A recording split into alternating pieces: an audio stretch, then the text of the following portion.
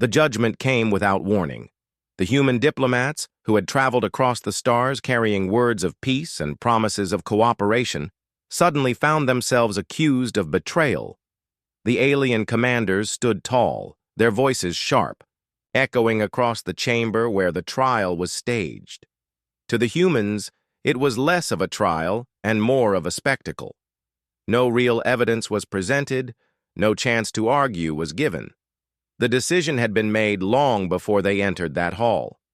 The humans listened in silence as the accusations were spoken, each word a heavy blow. They were branded as deceivers, accused of plotting in secret, of hiding weapons, of preparing rebellions.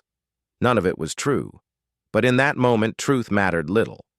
The aliens had already chosen the ending, and the ending was death. Not through a swift execution, not through exile, but through something far more cruel. The arena. The arena was infamous, known throughout the galaxy as a place where enemies were broken, not just killed. To be sent there was not simply to die, but to be humiliated in front of thousands. It was meant to show weakness, to strip dignity away. The humans, dressed in their plain diplomat clothes, were dragged out of the hall and forced into the tunnels leading beneath the city. Their steps echoed against stone walls, and though none of them spoke, the weight of fear was heavy in the air. They knew what was coming. The alien commanders had already declared it. The humans would face predator cubs, creatures bred for strength and hunger. Half-starved, restless, and violent, the cubs were used as living weapons, unleashed to tear apart prisoners. The crowd would cheer, the commanders would smile, and the humans would be no more. When the doors to the arena finally opened, the roar of thousands of voices crashed down like thunder. The sound shook the ground beneath their feet. Sunlight poured in, bright and blinding, forcing the humans to raise their hands to shield their eyes. Then, as their vision cleared, they saw it. The arena stretched out wide, a massive circle of sand surrounded by high stone walls. The crowd filled every seat, their eyes fixed on the humans who had just stepped into the center. Flags and banners hung from the walls, swaying in the wind, each carrying the crest of the alien commanders. The crowd was restless, their voices rising and falling like waves, hungry for the sight of blood. The humans walked slowly, their hearts pounding. Some of them shook, some bit their lips to keep control, while others simply stared ahead, refusing to give the crowd the satisfaction of seeing fear. They had no weapons, no armor, nothing but their bare hands and the fragile hope that maybe, just maybe, something unexpected might happen. From the far side of the arena, heavy gates creaked open. The sound of chains rattling echoed loudly, silencing the crowd for a moment. Then came the growls, deep, sharp, and chilling. Out of the shadows stepped the predator cubs. At first, the humans could only see shapes moving in the dark, but soon the creatures revealed themselves. Their bodies were lean but powerful, fur bristling as they crouched low, eyes glowing with hunger. Their claws scraped against the stone floor as they padded forward. Though young, they were already deadly. The commanders had chosen cubs for a reason. Their wild instincts, their need to prove themselves, made them even more dangerous than full-grown predators. The crowd erupted in cheers the moment the cubs appeared, stomping their feet, chanting for the kill. To them, it was not a matter of if the humans would die, but how long it would take. The diplomats stood in the center, forming a small circle, their backs to one another. They knew running would be useless. There was nowhere to go. The walls were too high, the gates too heavy, and the cubs too fast. There would be no escape. They would either face the creatures head-on or die in panic. One of the humans clenched their fists tightly, whispering under their breath as if reminding themselves to breathe. Another shut their eyes for a brief moment, whispering a silent prayer. The leader of the group, though just as frightened, forced themselves to stand tall. If this was the end, they would not give the aliens the pleasure of seeing humans beg for mercy. The cubs moved closer, circling around them, Their growls grew louder, their sharp teeth flashing as they bared their jaws. The humans could feel the vibration of each growl in their chest. The tension in the arena was thick, so heavy that even the crowd grew quiet for a moment, waiting for the first strike. The humans braced themselves. Every heartbeat felt like a drum. Sweat gathered on their skin, the heat of the sun pressing down on them, the eyes of thousands burning into their backs. For many, it felt as though time had slowed. Seconds stretched into hours. One cub lowered itself closer to the ground, its muscles tense, ready to spring. The humans locked their eyes on it, expecting the attack. Another cub let out a sharp snarl, circling behind them. The humans spun slowly, keeping their backs together, their circle tight. And yet, something strange happened. The cubs did not leap. They did not lunge. They circled, yes, and growled, yes. But their movements were slower than expected. Their eyes, though filled with hunger, also held something else: hesitation. The humans felt it too. They had expected teeth and claws to tear into them by now, but instead, there was only a waiting silence. The cubs seemed unsure, almost curious. They prowled closer, sniffing at the sand, staring at the humans not as prey, but as puzzles. The crowd grew restless. Shouts rose from the stands, demanding blood, demanding violence. The commanders shifted in their seats, their expressions darkening. To them, hesitation was weakness, and weakness was unacceptable. But down in the arena, the humans stood still, their hearts still racing, their breaths heavy, but their fear beginning to shift into something else: confusion, hope. They were still alive. The sentence had been carried out, the punishment given, but the expected ending had not arrived. Something had broken in the chain of events, something small but important. And though they didn't yet understand it, in that hesitation, those few moments of pause, the seeds of something extraordinary had been planted. The crowd, however, did not see seeds of change. They only saw failure. The noise grew louder, angrier. The aliens shouted for the cubs to finish what they had been released to do. But the humans, standing unarmed and fragile in the center of the arena, began to realize that perhaps their story was not over just yet. For the first time since they entered the chamber of judgment, a thought sparked within them. Maybe this sentence could be rewritten. Not by the commanders, not by the crowd, but by the choices made here, in the arena, under the eyes of the universe. The air was thick with expectation, the humans trembling but unbroken, the cubs restless but uncertain, and the crowd on the edge of fury. The sentence had been given. But its ending was no longer as certain as it once seemed. The growls carried through the arena like rolling thunder. Each sound vibrated in the humans' bones, making their skin prickle with fear. The predator cubs moved slowly, padding over the sand, circling closer and closer.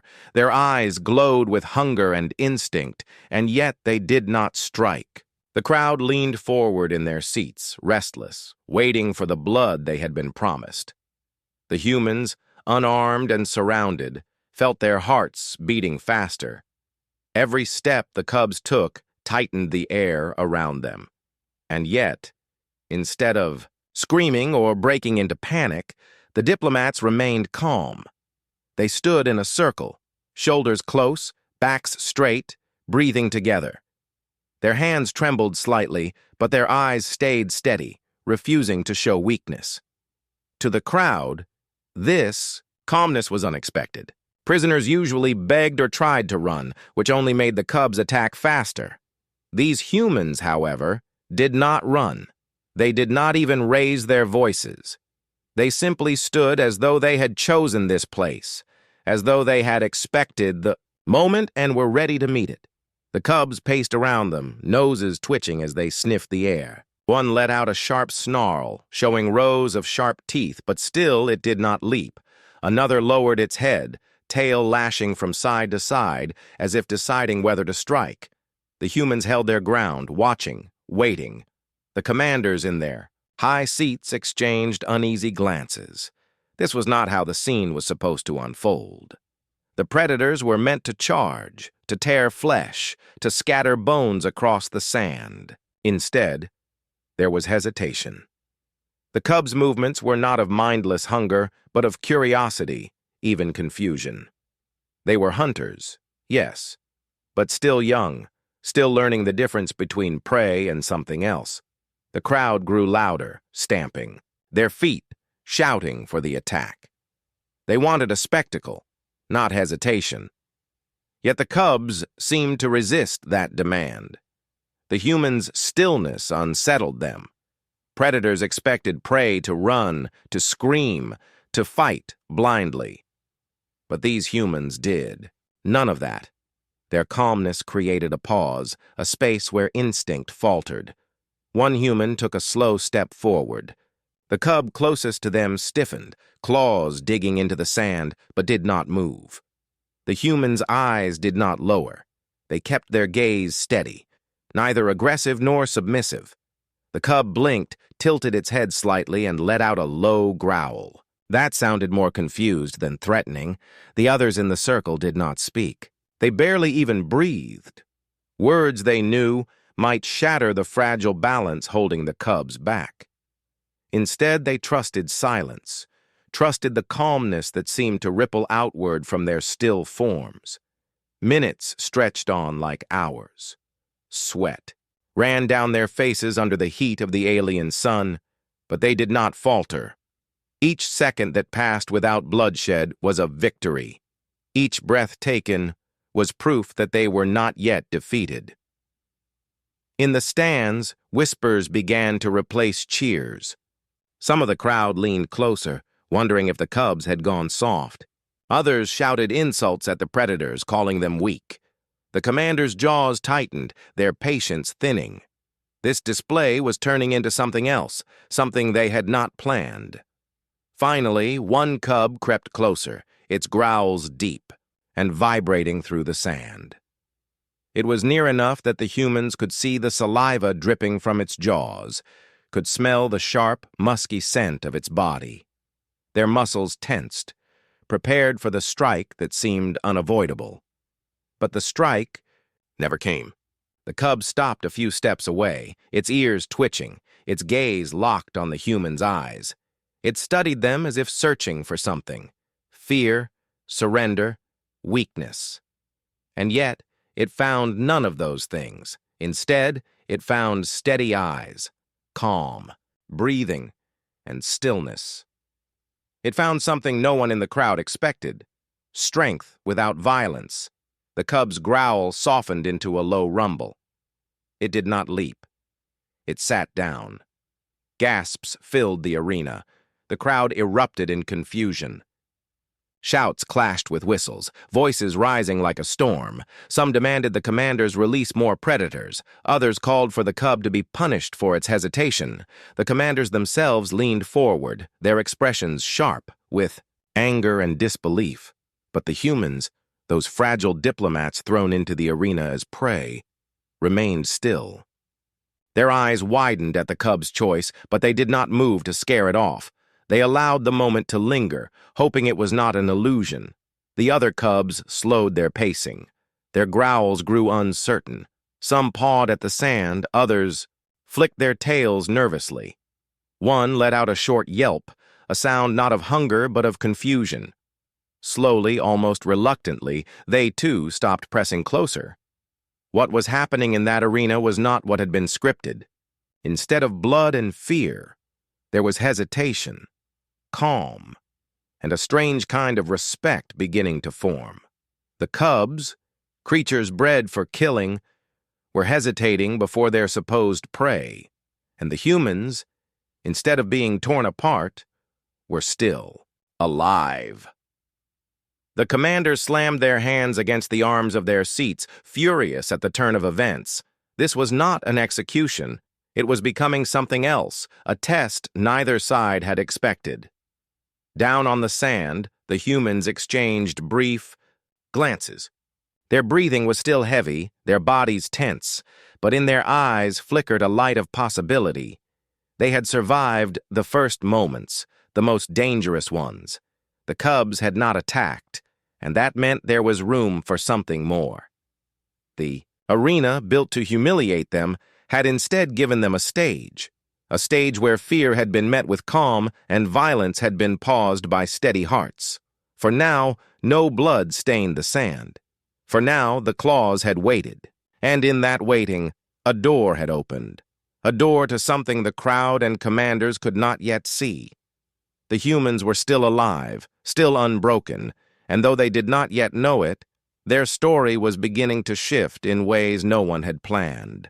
The waiting claws, meant to end them, had instead given them time. Time to breathe. Time to stand. Time to prove that survival could come not from force, but from something greater. And in that silence, in that fragile balance between predator and prey, the seeds of unity began to take root. The sand beneath their feet was hot, the air thick with tension. The predator cubs prowled in a slow circle, growling low in their throats. Their sharp teeth flashed each time their mouths opened, and the crowd above shouted for blood. It felt like the moment of attack could come at any second. Every muscle in the humans' bodies was tight, waiting for the rush of claws. But then something unexpected happened. One of the diplomats, standing near the edge of the small circle, took a breath that carried louder than the noise of the crowd, in their own mind. It was not a breath of fear, but of choice. With slow steps, careful and deliberate, the diplomat moved forward. Each step pressed into the sand, soft but firm, closing the space between themselves and the nearest cub. Gasps rippled through the arena. The crowd leaned forward, whispering with disbelief. No prey had ever walked willingly toward the predators before. Even the commanders shifted in their high seats, their expressions twisting with irritation. This was not the reaction they had expected. They had wanted screaming, running, and panic. Instead, they saw calm. The diplomat stopped just a few steps away from the cub. Slowly, they bent down onto one knee, lowering themselves until they were small, unthreatening. Their hands moved carefully, palms opening wide to show emptiness. No weapon, no trick, no sudden strike. The gesture was simple but powerful. Surrender without fear. The cub hissed, its body low to the ground, its muscles coiled like springs. Its eyes burned with instinct, telling it to leap, to bite, to finish what it had been trained for. Yet it did not pounce. Its nostrils flared as it sniffed the air, head twitching side to side. The diplomat's stillness unsettled it. Prey was supposed to run. Prey was supposed to scream. This calm figure, kneeling with open hands, was something it had never faced before. The diplomat spoke then, in a low, steady voice. The words themselves did not matter, for the cubs did not understand human language. What mattered was the tone, gentle, soft, almost like the sound of flowing water. The voice carried no fear, no threat, only peace. The cub's ears twitched, tilting toward the sound. Its growl softened, no longer sharp, but uncertain. Hunger still pressed in its belly, gnawing with painful force, yet curiosity began to rise.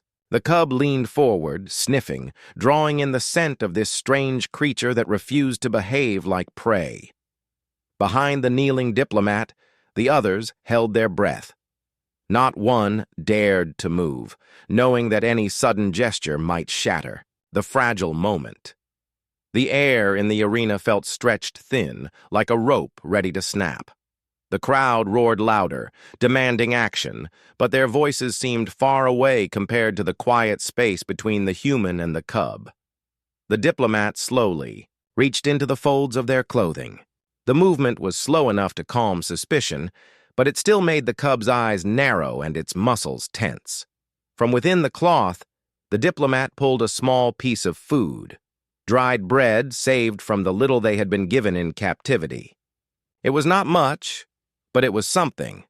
They placed it gently on the sand, not pushing it forward, not forcing it, just laying it there and returning their hand to rest openly on their knee. The cub's eyes followed the food, its nose twitching faster now. Hunger pressed harder, stronger than curiosity, but not quite enough to drown it.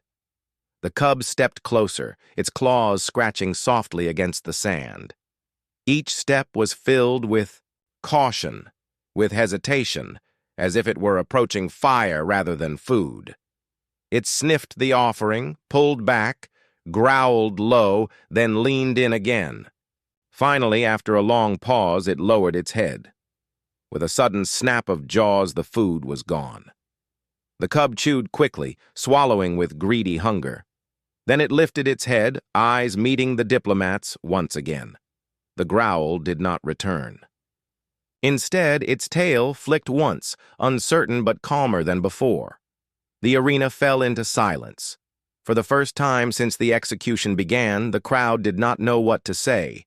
Murmurs spread through the stands. Some jeered, calling it weakness. Others stared wide-eyed, unable to believe what they had seen. A predator had chosen food from an open hand instead of blood from a throat. The other cubs stopped circling. They stared at their sibling, watching as it licked its lips and stepped back, no longer threatening. They sniffed the air, picking up the scent of food, of calm, of something different than fear. Their growls faltered, their movements slowed. The diplomat remained on one knee, not moving, not rushing to claim victory. Their breathing was steady, their eyes still soft. It was not a moment of dominance, but of offering. A choice made without force. Another cub crept forward, its belly hollow with hunger. It sniffed the sand where the food had been, then looked up at the humans with searching eyes. The diplomat reached into their clothing again, pulling another small scrap. This time the cub did not growl. It sniffed once, twice, then leaned in and took the food more quickly. The circle of tension began to break. The humans still did not relax fully. They knew this was only the beginning, that the cubs could change their minds at any moment. Yet, something had shifted.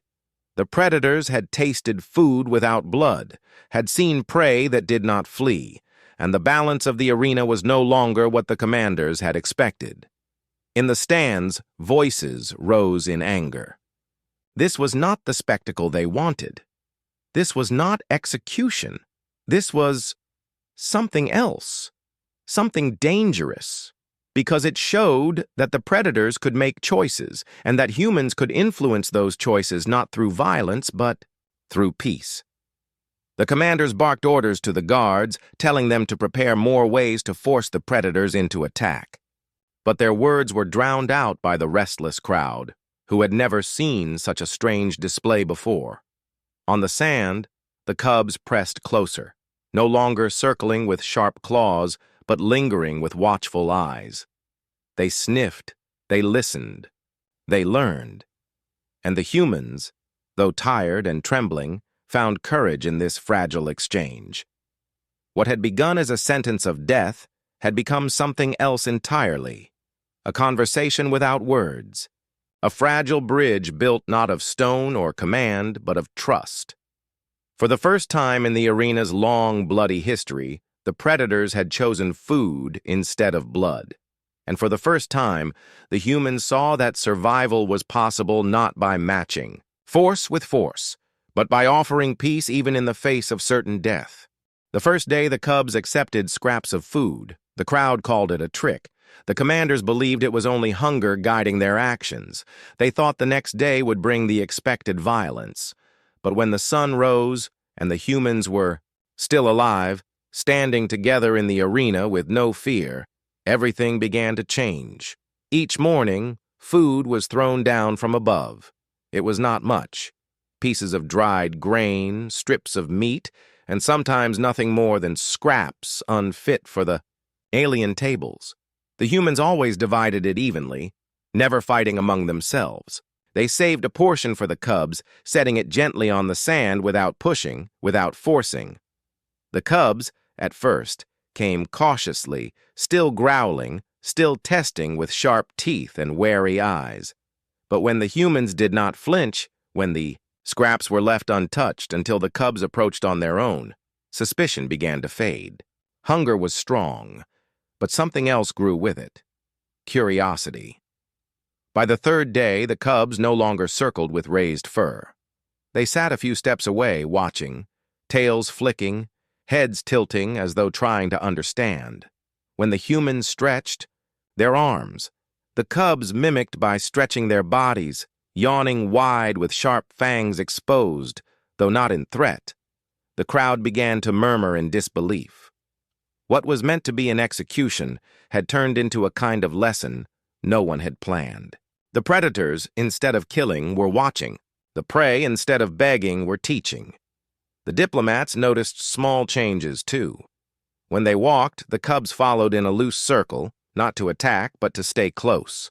When one human knelt to gather the scraps, a cub leaned down at the same time, as though copying the motion. The humans whispered softly to one another, realizing the cubs were learning, not just feeding. Fear slowly gave way to something else: wonder. On the fifth day, one of the younger cubs approached without hesitation. It lowered its head and pressed its nose close to the hand of the diplomat who had first offered food. The human froze, heart pounding, but did not pull back. Instead, with careful fingers, they touched the cub's rough fur. The contact was brief, nothing more than a brush, but it was enough. The cub huffed out a sound, not a growl, but something gentler, then stepped back calmly. The crowd gasped as if they had seen forbidden magic. The commanders leaned forward, their faces dark with frustration. This was not an execution anymore. It was something they could not control. Day after day, the bond deepened. The cubs grew less restless, less aggressive. They no longer snapped at one another over food, because the humans always divided it fairly. They no longer clawed at the sand with impatience, because the humans showed them how to wait, how to breathe. At night, when the stars filled the sky and the arena fell silent, the humans huddled together to rest. At first, they feared the cubs would attack in the dark. But instead, the predators lay down nearby, their bodies curling into the sand, their sides rising and falling in steady rhythm. Sometimes the cubs' eyes glowed in the starlight as they watched the humans, but no harm came. Slowly, that watchfulness turned into something closer to guarding than hunting. By the second week, the arena no longer echoed with snarls. It echoed with something stranger: quiet peace. The humans would sit and speak softly among themselves, and the cubs would sit close, listening even if they did not understand the words.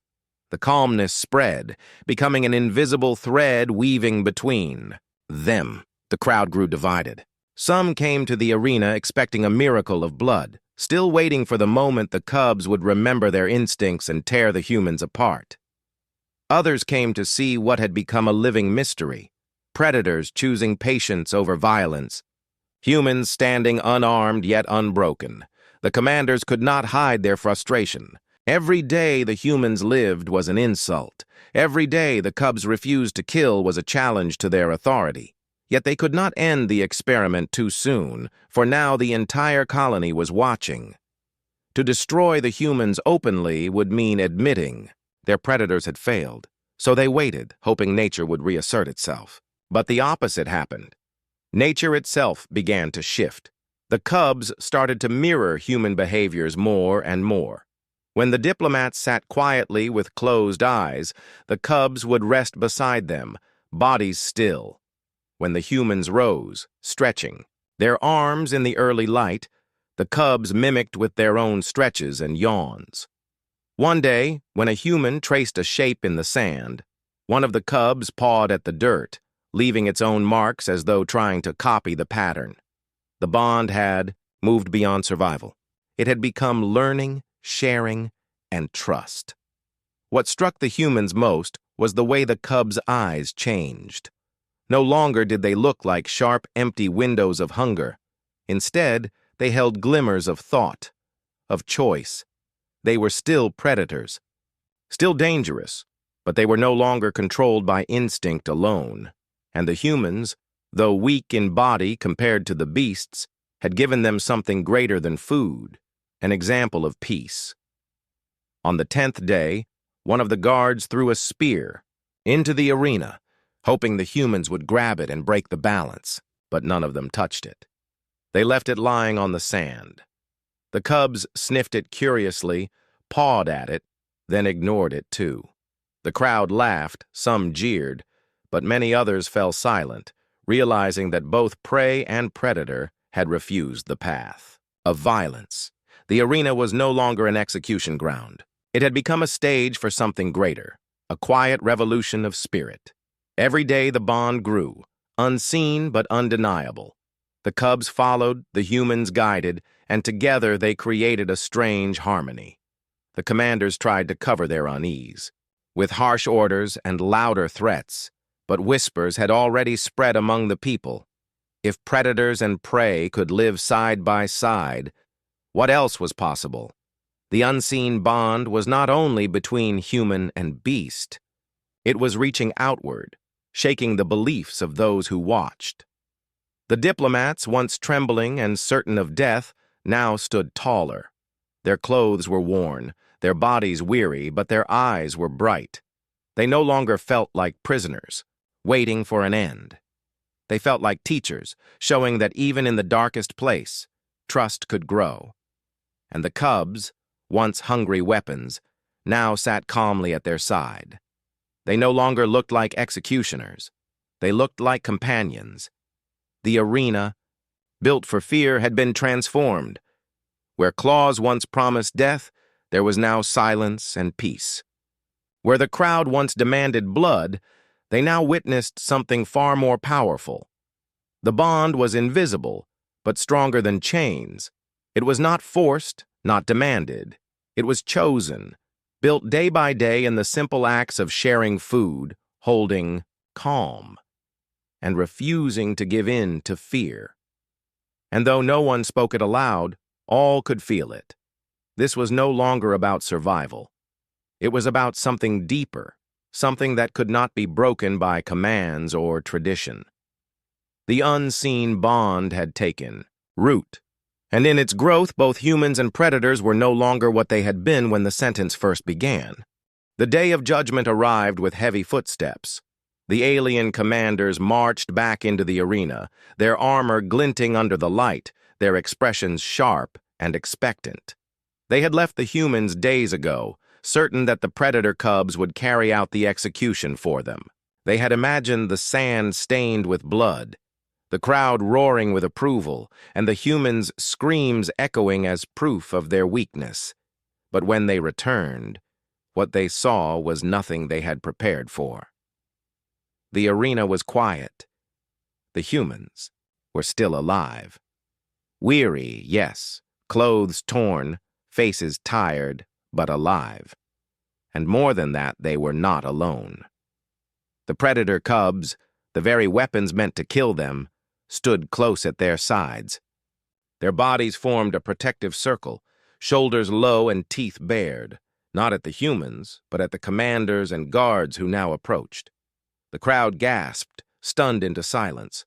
Whispers spread like fire. Some rubbed their eyes as if they couldn't trust what they were seeing. Others leaned forward, gripping the railings tightly, as though afraid to miss a single detail. The commanders froze, their mouths tight with disbelief.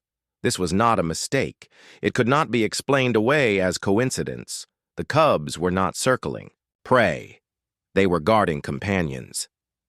One of the cubs growled low, a warning directed at the soldiers above, and the sound rolled across the arena like thunder. The humans did not flinch. They stood calmly in the center, their hands resting gently at their sides, eyes steady. It was a picture that shook the colony. Predators and prey side by side, not in violence, but in unity. The commanders tried to speak, shouting orders, demanding the cubs to attack, but the animals ignored them. They had chosen.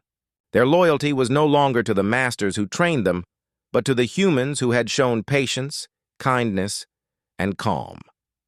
One diplomat stepped forward, their voice clear, though the weight of the moment pressed on every word. They spoke not with anger, but with steady resolve. They told the crowd that this was proof of something greater, that fear and force did not create loyalty, only resentment. But trust, even offered in the darkest of places, had the power to change the fiercest hearts. The crowd listened, torn between awe and disbelief. Some shook their heads, unable to accept what they were hearing. Others leaned closer, their eyes bright, as though something deep inside them recognized the truth of those words. The cubs, restless, growled whenever guards stepped too near. Their muscles were tense, ready to spring, not to kill humans, but to defend them.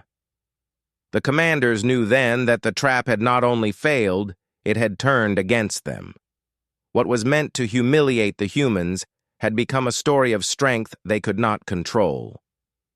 For a long time, no one moved. The silence was heavier than any battle cry. It was the silence of something new being born. At last, one of the oldest commanders stepped forward, his voice sharp. He declared the entire event a disgrace, demanded the cubs be removed, and threatened punishment for the humans. But the crowd did not cheer as they usually did. Instead, there was hesitation. Murmurs rose again, louder this time, questioning, doubting. The people had seen with their own eyes what had happened in the arena. They had seen predators refuse to kill. They had seen humans, unarmed and weak, walk out alive not because of tricks or weapons, but because of something invisible yet undeniable: trust. The legend was already forming. The whispers carried it. Even as the commanders shouted, the truth could not be buried. The humans knew it too. They could feel it in the way the cubs pressed close, in the way the crowd looked at them now with a mix of wonder and uncertainty. They had entered the arena as victims. They were leaving as something far more powerful, symbols of unity. The cubs did not know the weight of what they had done. They only knew that these humans, who had shared food and calm with them, were worth protecting. They had followed their instincts, but not the instincts of blood. Instead, they had chosen something deeper, the bond they had built day after day. And so the arena, once a place of fear, had been transformed. The failed execution became a tale told again and again. People spoke of how the humans had not fought, had not begged, had not run. They had simply stood calm, and in that calmness, predators had found peace. They spoke of how the cubs had turned their teeth not on the weak, but against those who commanded cruelty. The commanders tried to erase it, tried to hide it, but the story slipped through every wall, carried by every witness. The moment had already grown beyond them. It became a legend, one that could not be controlled. It spread through whispers in the markets, in quiet conversations in homes, in songs sung by children who had never seen the arena but now imagined it with wide eyes. It spread among the guards, who once believed only in orders and now wondered if there was another way. The legend said that strength was not in claws or chains, not in fear or death, but in unity. It said that trust was sharper than any blade, that peace was heavier than any weapon.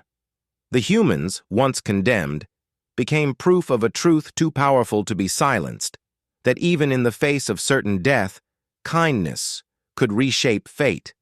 And so, what was meant as an execution became the birth of something larger than the arena, larger than the commanders, larger even than the humans themselves. It became a pact, a bond between species that no force could undo. The cubs had chosen. The humans had stood firm.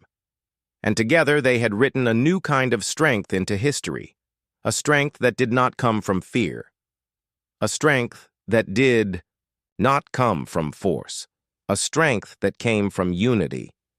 And from that day on, the arena was remembered not for the blood it had spilled, but for the moment it was broken by trust.